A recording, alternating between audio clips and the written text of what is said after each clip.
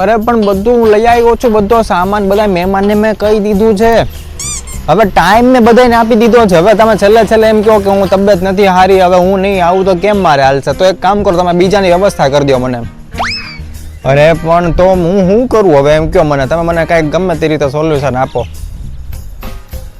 પણ મેં બધી જગ્યાએ કીધું છે મિનિમમ, તમને હું સમજુ ને કે 200 માણસો આસપાસનું મેં કહી દીધેલું છે બધાને, અને મેં કેટરિંગ વાળાને કહી દીધું છે. હવે શું કરશું?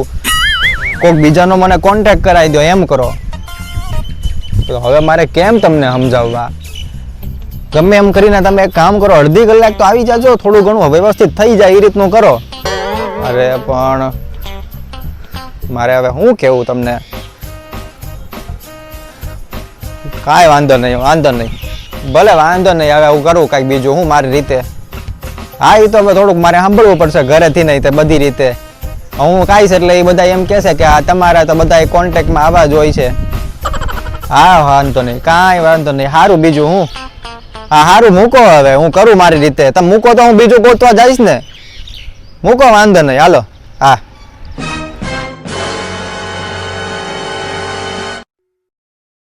આ બધું એક હારે જ થાય. મમ્મી, ઓલા પંડિતનો જે આપણે નક્કી કર્યું હતું ને, એનો ફોન આવ્યો કે હવે એ નહીં આવી શકે, બીમાર છે. મને એને બીજા કોઈ પંડિતનું કાંઈ ગોઠવ્યું નહીં, કે એમાંય નહીં. મેં ઘણી ટ્રાય કરી પણ બધું કાંઈ કોઈ કોન્ટેક્ટ ન આપ્યો મને. લે, તૈયારી બધી થઈ ગઈ. હવે કોઈ બીજા પંડિત ધ્યાનમાં હોય તો કે. અરે બીજું કોઈ પંડિત ધ્યાનમાં નથી. મેં એને ફોનમાં કેટલું કહી દીધું પણ હવે એ તો માનતા જ નથી. અડધી કલાકે આવે એમ, અને એના પાછા કોન્ટેક્ટમાં કોઈ નથી. અત્યારે હવે અત્યારના પંડિત કેવા થઈ ગયા છે કે એને પાસે ન કાંઈ થતું હોય તો બીજાને કોકને આપણને ગોઠવી દે, પણ અત્યારે તો એને ના પાડી દીધી. એ સાંભળો, મને એક યાદ આવ્યો. અમારા મમ્મીના ઘર પાસે એક પંડિત છે, અમે એને જ કહેતા હતા. તો એને કેવું છે, એને ખાલી કાંઈ આપવાનું નથી, ખાલી એને લેવા મૂકવા જવાના. પૈસા તો લેતા નથી, તો આપણે ખાલી લેવા મૂકવા જ જવાનું ને. તો તું લઈ આવજે ને મૂકી આવજે. તો એ સૌથી સારું મમ્મી. અને મનીષા, તો એક કામ કર્યું, હું છે ને સાંજે આપણા ટાઈમે, કથાના ટાઈમે હું એમને લઈ આવું, અને પછી પાછું એમને પૂરું થાય એટલે હું મૂકી આવીશ, બરોબર ને?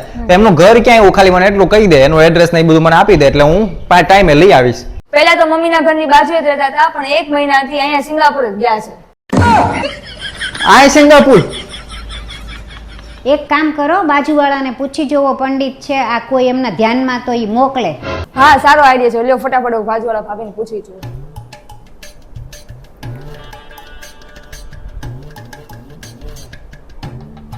હા ભાભી, એક કામ હતું. અમારે ત્યાં કથા છે ને, તો જે પંડિત આવવાના હતા ને એ નથી આવવાના. તો તમે કોઈ ઓળખો છો પંડિતને? એમ છે? હા, તો એને કહી દેજો ને અમારે ત્યાં આવી જાય. એ હા, થેન્ક યુ. હા, શું? અરે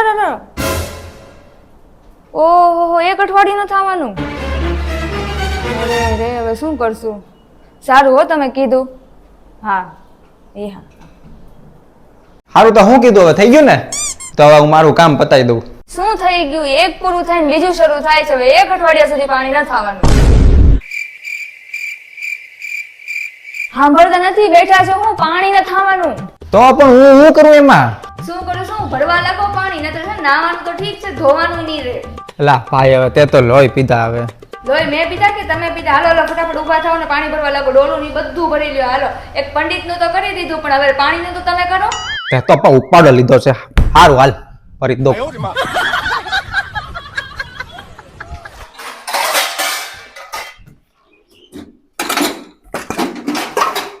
બધું ભર દઉં. આજ જો તું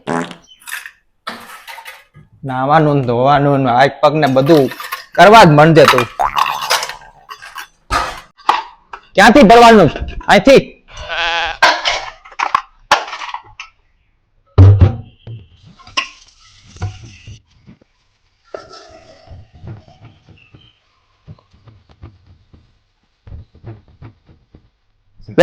કયા મન તારે જે કરવું હોય અહીંયા કેતી હોય તો હજી ભર દઉં.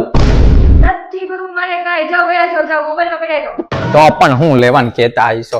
કરી કામ કરું ને તોય તે સંભળાવાનું, ન કરું તોય સંભળાવાનું. શાંતિ બેઠો તો બેહવા ન દીધો પહેલેથી. તમને તો એમ કે આ નવરો બેઠો જશે એમ કે, એટલે કાંઈક નું કાંઈક હોપી દઈએ આપણે.